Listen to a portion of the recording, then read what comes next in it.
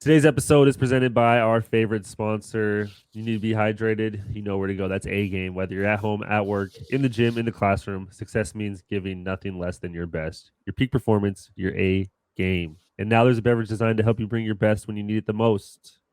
Terrence, you need it the most. You're sweating, you're running, you're jumping, you get dehydrated. You need it. A Game is full of essential vitamins and nutrients to keep your body primed for action. It provides hydration to boost recovery after you've given your all. Bring your A Game, bring your best, tell the world, bring it on. Shout out A Game. Everybody go check them out at drinkingagame.com. Before we get in this episode, hit that like, hit that subscribe button, hit that follow. Check us out on all of our platforms. Now let's get into it. Episode 58.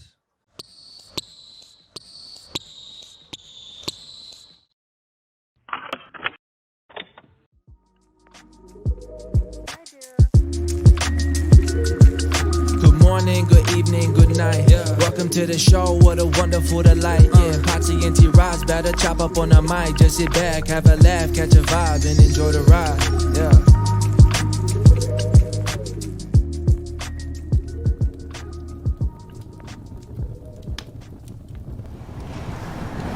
So we have a lot going on.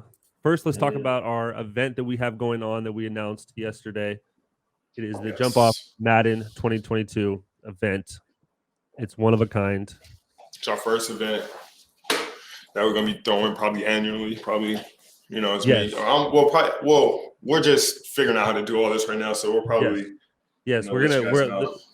there will be more down the line depending on how this one goes. I know there's gonna be a lot of questions, so I kind of want to break it down so that we can put out a clip of what is actually going on in the event, so we can post a video of a full breakdown, because sometimes you just see a video and you think, okay, there's this event, but like, what is it? You start to read, you start to think. So it's basically a $24,000. Okay, actually, let me start from the start. We're gonna do there's 4 online tournaments that start November 27th each weekend. So each weekend we're gonna have 2 winners from each weekend that equals 8 total winners. So you can get in now, and there's discounts at each price. So the first week, if you get in early, you get a discount on getting in. And there's only so many seats, so you need to sign up as soon as possible. But then we're going to take the 8 winners and we're going to fly you guys to Orlando to play in a live final. So there's more to the tournament than just an online tournament. This is a bigger deal. This is a bigger thing, and there's a lot going on, and I think it's exciting for people. Like, once it gets out in the Madden community, I think there's going to be a lot of people that are really excited for this event. For sure. And then this is where it gets different. So the online competition, you're playing 1v1, and then when we get to the finals, you're on a team, but you're still playing 1v1. So I think that kind of confuses people because they see 3v3. Yeah, you'll still be playing against people, and you're your own person. Exactly. So like, I don't want that to deter people from signing up. Like, oh, we're gonna be playing like in teams. Like, who would ever do a tournament like that? Like, come on. Not like Pro-Am on 2K. No. Yeah, exactly. But it's going to be a fun setup because it's going to be a mix of pro gamers. You're going to be paired with a pro gamer, influencer, celebrity athlete, and then yourself. So it'll be 3, and it'll be a cool setup. I mean, the Fortress is sick. I mean, shout out to Full Sail. But go check it out. Jumpoff.gg. Online qualifier starts November 27th. So make sure to sign up. You'll have 4 different weekends. You can buy back in. You have multiple opportunities to be one of those 8 finalists that gets flown out to Orlando in January. Yeah. So stay tuned, man. It's going to be fun. And at the end of the day, you're playing for $24K. Yes. And a free trip. A free trip to Orlando. You get to hang out with the celebrity guests. Some of my teammates. Me and Potsi be running around. So it's gonna be a nice little event. It's gonna be a lot of things going on. And live events have been so limited because of COVID. Yeah. We're starting to move towards live events. Like, this is Full Sail's first live event. Like, it's going to be a good atmosphere. So it's going to be something you want to be a part of. Yeah, man. And you're going to walk away with money no matter what. So eighth place gets money too. So if you make it to Orlando, you're going to get some money. It might not be a lot, but it'll be something. It'll be something. You won't be going empty-handed. So that's the biggest thing.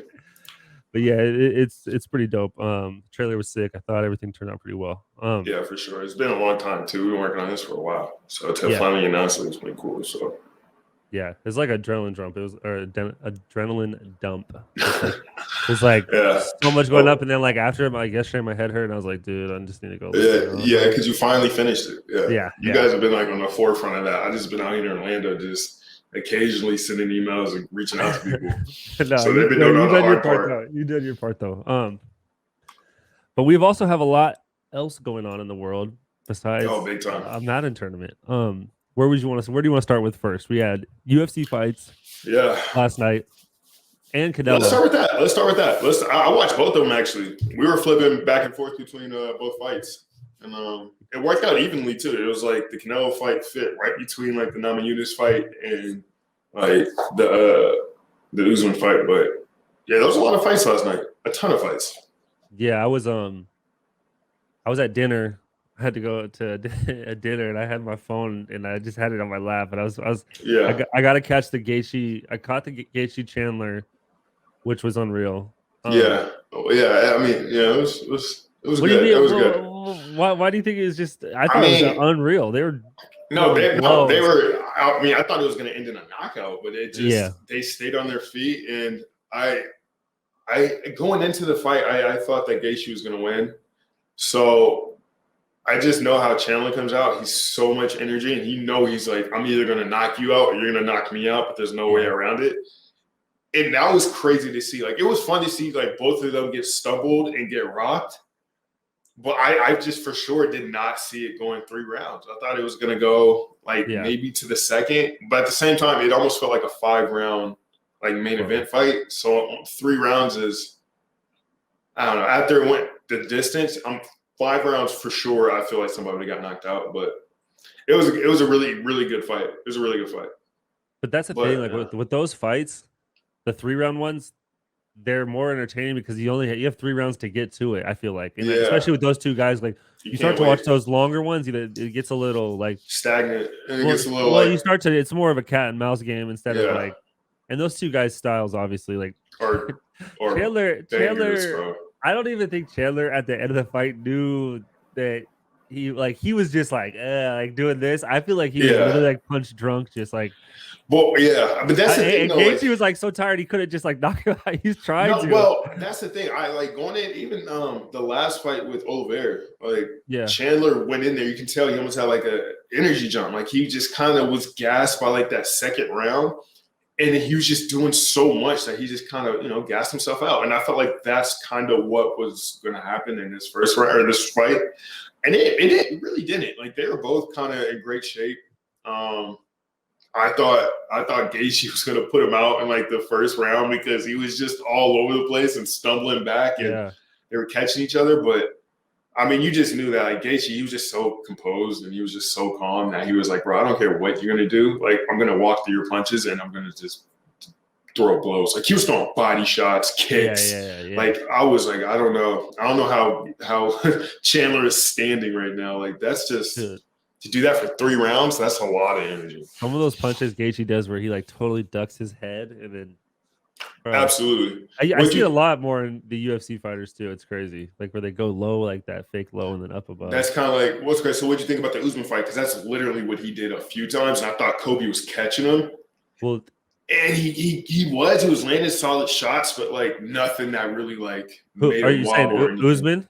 No, no. Kobe was catching Usman down like the last 2-3 rounds. Yeah. I was like, oh, he's catching up, but it wasn't like it wasn't like putting him in like the he had him a little wobbled at the end of that 1 round. If they would have had a little more time, he could have maybe done something, but it wasn't like he was really bad. I think after around like 3, like in 4 or 5, it got a little closer than what they were leading on. Like granted, like Usman didn't go down, he didn't stumble once. And the round you're talking about is the round that Kobe actually ended up taking him down for once. And I think that's because he might have been a little like fatigued or, hit or dazed or whatever, but he did take him down. But after that, it was like, you can't take him down again. And he, like, Usman was doing this weird thing. I thought he was going to get like clipped with the uppercut because every time he was ducking, he was just like looking straight at the ground and just like moving his head. And I'm like, bro, if you throw one uppercut, that's going to catch you and that's going to change the fight. Like, but it didn't happen. That's what like, Cormier was saying that like earlier in the fight, he's like the times that like Usman's been in trouble in his career is like when it starts to get really mixed up and he starts throwing wild punches. And that's when he kind of started to do towards the end was like he does exactly that. He like throws wild ones and gets low, and Colby was able to catch him real quick, short ones. And then, but it's just nothing with too much on it. Like no, because he was tired. I mean, he was for sure. He was beat up. Like he was beat up. Like, but I thought that's what would happen. I thought Colby had the better gas tank and it was going to go further into the rounds and still have all that with him and all the like the juice behind the punches. Because if he would have landed some of those shots down like the third, fourth, fifth round, it could potentially like change the fight. And this was still one of the toughest fights that Usman had because he went all 5. I can't remember the last time like Usman went 5 rounds. So I thought it was interesting that Colby kept trying to like shoot him. I was like, just stop. I was like, yes, because bro, right when he was shooting him, like that's when like Usman was like really getting to the thick of things and was starting to get like a lot. It was starting to get a little hectic, and he's trying to get like these wild punches. And I'm like, bro, if you keep going with it, but at the same time, he doesn't. Bro, Usman's jabs were like doing damage. Like every time he jabbed, and you would see like Colby like just like readjust his face or like just readjust his position like off of a jab, and that's just straight in front of you. Like I don't think I want. If you get hit with one of those wild punches, it's over. It would have been lights out for Colby. That was a great fight, though. Yeah, and I was talking about last night too. Is like, dude, the takedown defense is like insane. Like to stop another man like that, like Usman just stop. Well, he's 100%. He's 100% with his defensive takedowns. Oh, well, before last night, but Colby has the most. He has the most takedowns in like his yeah. So it's just. Like that doesn't make sense, but he did get him down once, which is like, says more to Usman than it does to Colby because like, nobody's taking this dude down at all. But it was a solid fight. Did you watch the Rose one? Yeah, I watched it. I was nervous for her, bro, because like the first one, and she's a monster. But the first fight, you just kind of like, I didn't think that she got lucky, but you know, in fights, like in fighting, you always can. You can catch that one punch that can change the fight every time. So I feel like that's kind of what happened with the kick to the head, and that kind of stumbled her, and that just the emotions and just the everything that went up into that moment kind of made the ref, in my opinion, call it off too early. But this fight, I was nervous because I was like, bro, now you're really she's gonna go after her. But Rose held on. There was a lot of ground and pound. There was a lot of takedowns, but I was getting scared at the end of it because Rose like was obviously on top for like the end of most of the whole fight. Yeah. But every time she stood up and then like because Weili was like trying to keep her off, like whatever, and then she would stand up and then try to come back down. I was like, she's either gonna get in a lock or she's gonna take one of those bicycle like heels to the face. It's gonna hurt. And it's gonna send her down and like a freaking she's like, gonna fall. You get caught with those kicks, bro. Those kicks, those up kicks when you're on your back and like the guy's trying to mount you, like you can catch people's bro. And it just all it has to do is hit you. Speaking of chin, did you see the flying knee by I forgot the guy's name. So there was a prelim fight, the main event prelim. So the dude in kickboxing that knocked out Iggy or Adesanya years ago in kickboxing, he fought, right? Bro. Who was it? Not Curtis. No. Did you see that one? I did. We talking about Curtis? Wait, Phil Dawes, or you talking about the heavyweights? Yeah, with the fat dude in the backflip. Yeah, that was unreal, bro. He was like 5'9", and he knocks out a heavyweight with a spinning heel kick. Like that was a kickboxer that beat is Israel Adesanya. Yeah, so it was a kick. I gotta find his name. I gotta find this card. Look it up. He beat Israel Adesanya back in kickboxing years ago. They were talking about it too. And so like Israel never lost in kickboxing, really, right? No, that was one of his only losses. Really in like fighting history. What's the guy's name? It wasn't Quinta, it was Pierre. I forgot the guy's name, but he's fighting a Greek guy, right? Yeah. So this dude's really known for like his stand-up. He has really great hands. And on top of that, he's been kickboxing. So like everything he does is going to be striking only. So he's fighting this Greek dude really good. The guy took him down a little bit, but like and I think like the last round or whatever it was, he just throws this high jumping knee, catches the dude on the chin, out. Easy, bro. And it was just like you could tell when it's like a kickboxer because like they're so used to having their hands in gloves that they don't like think to really grab or like use them. Yeah. And so as soon as he did it, you could tell he just like pushed off the dude's shoulders and the dude was just out, bro. He hit his face hit the floor after that and it was over. they had to call it quick. But that was really exciting. So and he's making his debut in the UFC. So like, I'm sure he's going to be around for a while. Well, and then did you that leads me to the other one, that front kick, was it for the Frankie Edgar fight? Oh yeah. Frankie Edgar, bro. I didn't think he was going to lose. He got caught dead straight in the mouth. He got caught by the dude. That was the guy that you remember he had that delay reaction? Yeah, he had that delay reaction where he was fighting somebody. He just kind of started backing up and hit the fence. Yeah, that dude came in and put it down. Right. And there was one other fight, a dude from Ireland. They're talking about he's the new Conor. Yeah, he's a featherweight just like Conor was, or whatever, a welterweight. Bro, he's legit. Like nobody, and like people knew who he was, but like even Daniel Cormier and Joe Rogan are like, I haven't really seen this guy fight. But I saw him yesterday in the hotel, and he was like, hey man, it's like, I just want to let you know, like, I'm here and da. It's like, I'll let you know, like, keep an eye out for me. He's like, oh well, never really heard of you. He was like, well, everything that you hear is probably true, but even better, yada yada, bro. Cormier said he watched the film. He said the dude was explosive, really good, fun to watch, and he comes out there, bro. Boom! Throws a nice little right, tucks the dude out, and he's done. It was good. So that was definitely a new fighter from Ireland. That was a good card last night. I thought it was well. Yeah, it wasn't bad. It wasn't bad. There was some exciting, like, explosive hits and for sure. I thought it would have been better, but it wasn't bad. It wasn't bad at all. What So I didn't get a chance. I just saw highlights of the Canelo fight, but like, kind of talk me through what happened there. I saw the TKO in the round 11. Caleb Plant's actually really good, bro. He was making it really tough for Canelo. Like, I was like, for the first 6-7 rounds, I was like, some judges, they even gave Caleb Plant a couple of rounds throughout the fight. So it wasn't like his jab. Yeah. The dude had a really nice jab. He's a little bigger than Canelo. And he's good defensively. Like, Canelo wasn't really landing too many shots for the first, 6-7 rounds. But then it just got to the point where, I mean, Canelo is just Canelo, and he just turned the power on, bro. And he just hit this dude once, and it was just, you could see, I think he caught him like maybe like a left. He caught him with a left to the head, and that's the one that like that was like the beginning of the downfall for that guy. And then he caught him again off the ropes. He went down, and then he got up, and the ref's like, you want to fight? He's like, yeah. He literally goes out there. His first step out to like fight was like a stumble. Oh yeah. And then Canelo just like does this like ole, like I don't know. And he comes over there just like just pieces him up, and he throws him through the ring, and they just called it. Dude, that's the crazy thing about boxing is like once you get those later rounds, dude, it's just like I don't know how to do it. It's so different than UFC because I switched over. I was like, I saw the end of the Canelo, and I was just like, dude, he is. Yeah, and they smell blood. Like Canelo smelled blood. Yeah. It's like his punches were boom.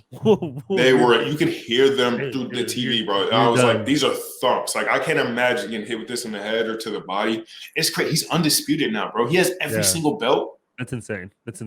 Like to think about it now, like my older age, like that's almost impossible. Like no one's ever done it. No one's ever done it. So it's like makes it. How do you have every single belt?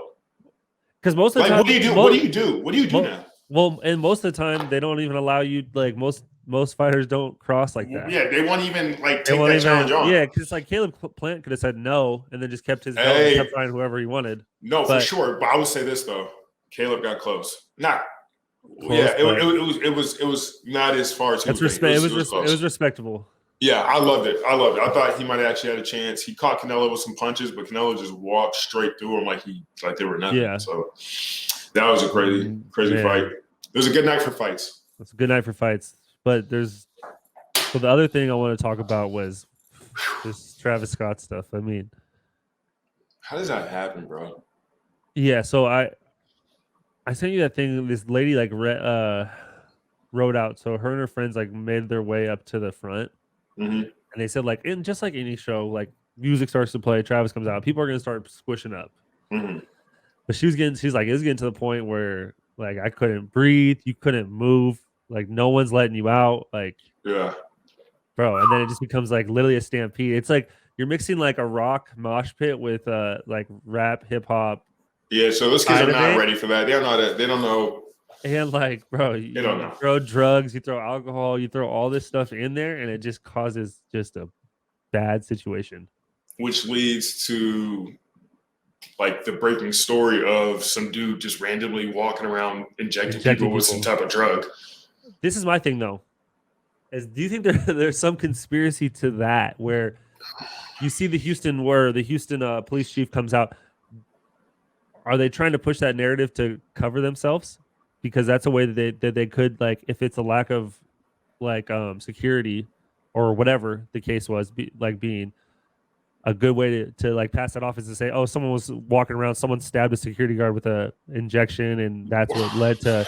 Well, the security guard gave that testimony, so I don't know. I mean, who knows? But let's say, I mean, I don't know. I don't know, bro, because we went to that concert a few years back.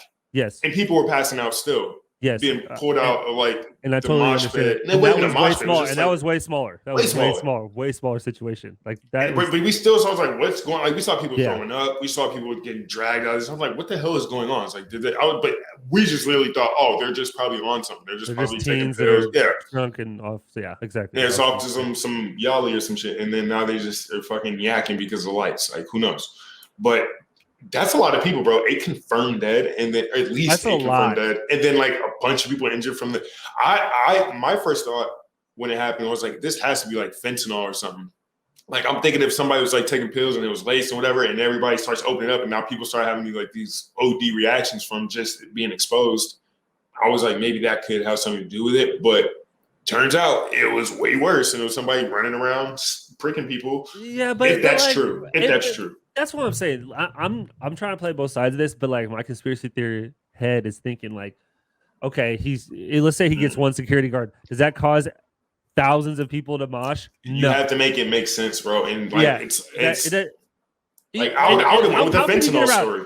How can you get around? And how can you get around to everybody just jabbing them with needles, bro? Get out of here. I know it's tight, but like that's a lot of work. And that's a needle, bro. Like, that should easily break off in somebody. And then, like, what does it have? Does he have 60 needles on this person? How do you get into this place? Or is he carrying that many needles? He's like in the corner, putting it back in. Or is this like the part of a James Bond movie where these are all just innocent bystanders, and there's just and then there's in their cross path of just war, and it's just some dude out here trying to. Or it's more, or maybe it's multiple people. That would there's sense. No way. So, if it was like an attack, did they say how many people got pricked, or is just everybody's injured from people stampeding? They're saying that a bunch of people got pricked, but the only person that I've seen this come out is the security guard. But that just makes me think they're using him as an excuse to say like, this is what caused this to happen, so that the police and the city don't get in trouble. But that's where I'm like, come on, that doesn't. I get that if that could have happened, that could have happened. But one security guard getting pricked by a guy with drugs does not mean that it's impossible. 1,000 people it's not impossible, but that does not lead to 10,000 people trampling each other. Yeah, somebody saw somebody. This would take a little while to get to the bottom of it, and we never will. Like we never got to the bottom of the Vegas shooting. We're never going to get to the bottom of it. It's going to just keep getting pushed away. Yeah, it is. We never knew what happened with the Vegas shooting. Satanic Illuminati rituals that we have no idea what's going on until it happens. Just like the guy that was murdering people with the mailboxes, like it's just always something going on. It's always something. All the craziest stories that make no sense always have the most elaborate backstory to it. And it gets pushed in the news for a little bit, but like it's something that's really interesting to me that I was looking into not too long ago was the law attorneys, or was it the law attorney or who was the guy who had his wife and son shot at the front door from the mailman disguised, or it was a guy disguised as a mailman? I never even seen that. So it was like state attorneys who have been like prosecutors in the state for like hundreds of years, like generations.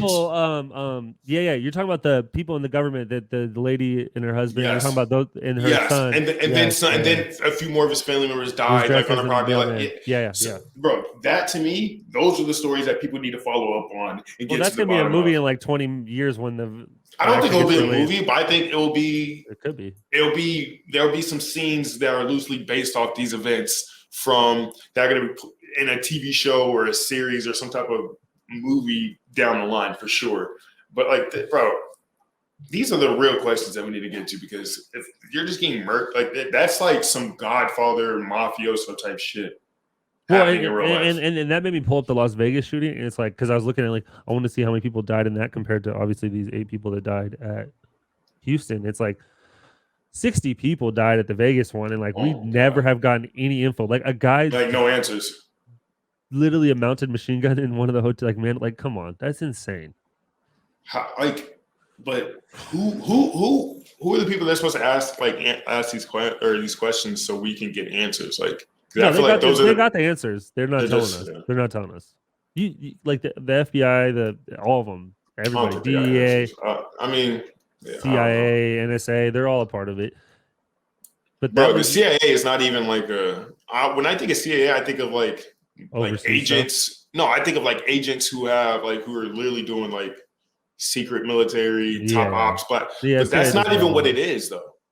The CIA is literally just like a database of where they just monitor, and it's not even a part of our government. CIA is like its own entity. Well, they all are. So that was something that before 9/11, everything was all separated. All these divisions were separated. Like, you know what I'm saying? They didn't collab on anything. It was like CIA, FBI, NSA. And we handle our own things, and we have more. Yeah. So, but then once that happened, they all now they're starting to all be entwined of sharing information because they're like, well, since that happened, if we would have shared information, we would have known more. Yeah, we could have avoided that. But then that became the breach of security in in our normal households. Now that they all are together, now they all have information on everybody. They're all telling everybody. And now it makes it dangerous for like the local, like the citizen more than citizens. Because they're saying, well, if we listen to what you guys are talking about, then we can keep you safer. But then you're like, well, you don't need to listen to me talking. Well, because just like the snow day, and there's like, where do you guys draw the line? Like at the end of the day, it's just bored employees looking at people's MySpace messages. Like, Okay, last thing I want to talk to you about that you got me on, and I was Dope Sick. So if you haven't seen Dope Sick, go check it out. It's on Hulu. Sorry, Michael Keaton. I haven't seen him in a minute. That was good to see his fresh face. Right. The kid from We Are the Millers. Yeah, he's all grown up. It's crazy. You know, he's casted in the new Guardians of the Galaxy as Adam Warlock. But that's for another conversation, a different time. But I forgot his name. He looks like Sid from Toy Story. I'm about to look it up right now. What's his name? His name is Kenny We Are the Millers. What the heck is his name?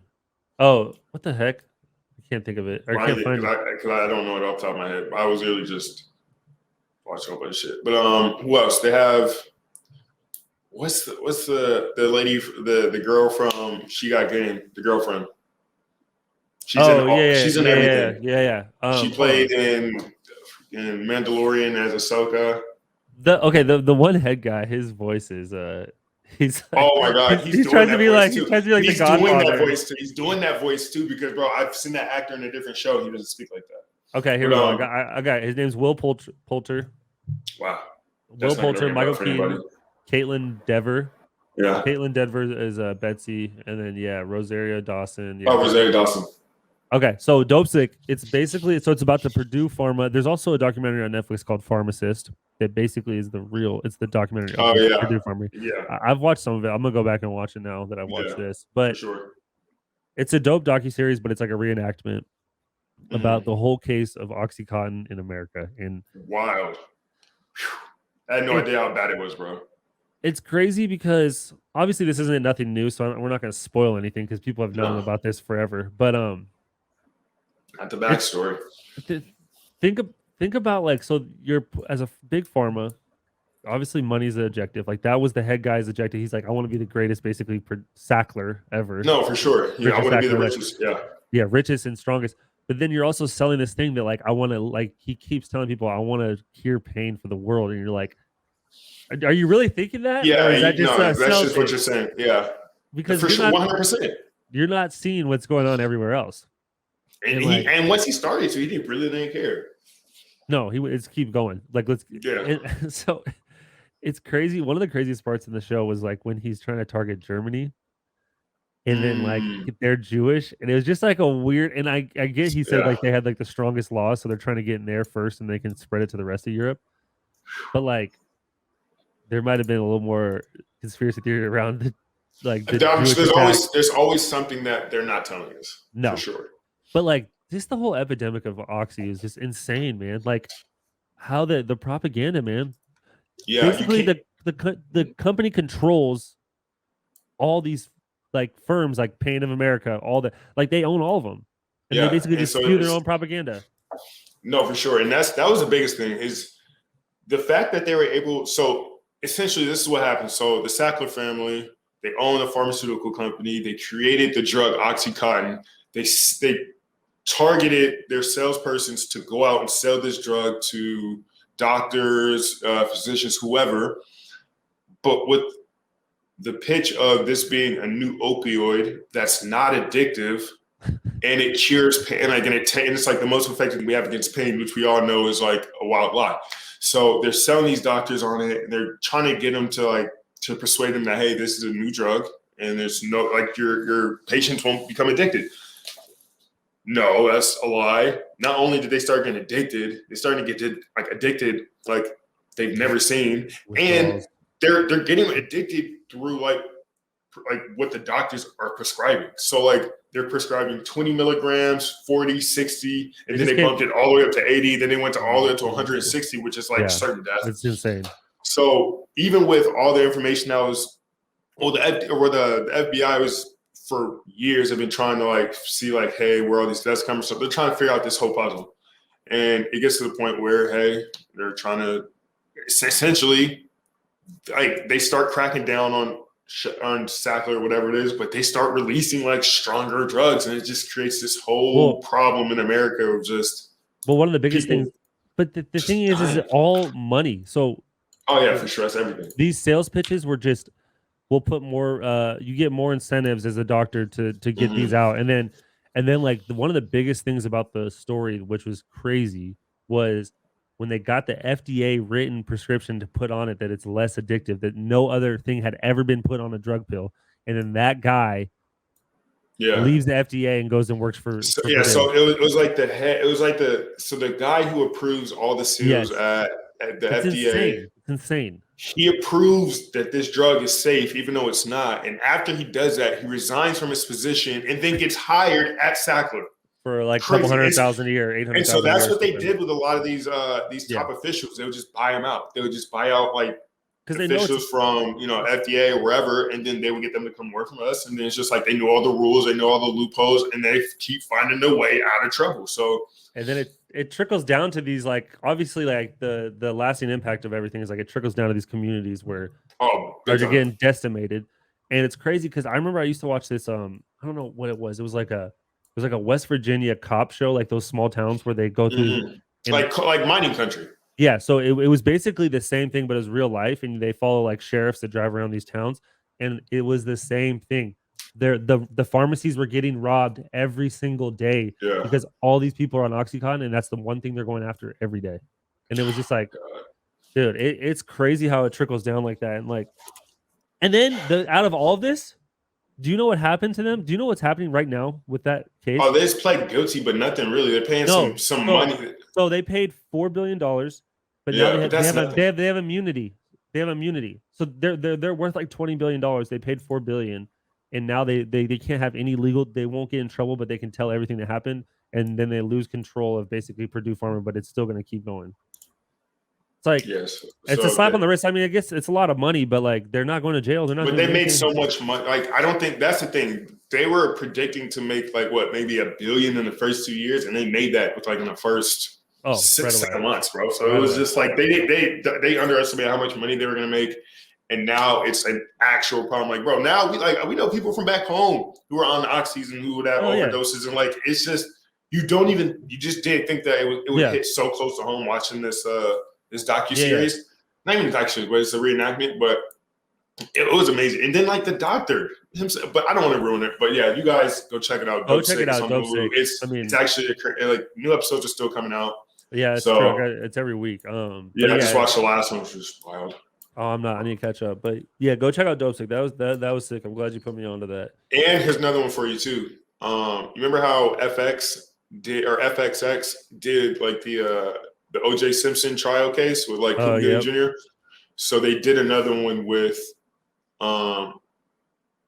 they're doing another story about the Clinton and you're telling me about that trials. My God, bro. It got to the point where they had Monica in the room in the FBI, and she had to detail everything that happened with her and the president. I just want to let you guys know, Bill Clinton he's different, bro. Different type of guy, bro. Super freak. Like, bro, I didn't see it coming. I knew that he might have got like head during like in the Oval Office, but like I didn't know to the extent of what he took it to. And this was all like Bill is somebody you would think that works like bar stools or something. Like he's just like a frat boy, 1000%. And then, crazy story. Go check it out though. Impeachment. It's on FX. You guys will like this, especially for the guys because we're young. We were like 6 years old when this whole thing happened. Oh yeah, we were super young. There's so much that went into this that just kind of went over our head. Oh my god, great series right now. It's a perfect way to end it. Oh yeah, it's good catching up. Everybody, go check out our merch. We got a lot going on. We got merch. Pushing back the giveaway to the end of this month since we've just had so much going on. So you still have a chance if you go to our TikTok. The video's pinned at the top. So go check that out.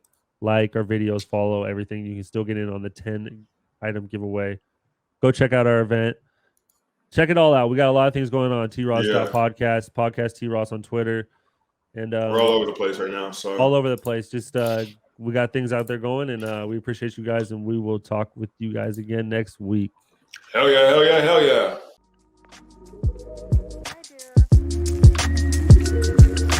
Morning, good evening, good night. Welcome to the show, what a wonderful delight. Potsi and T-Ross better chop up on the mic. Just sit back, have a laugh, catch a vibe, and enjoy the ride.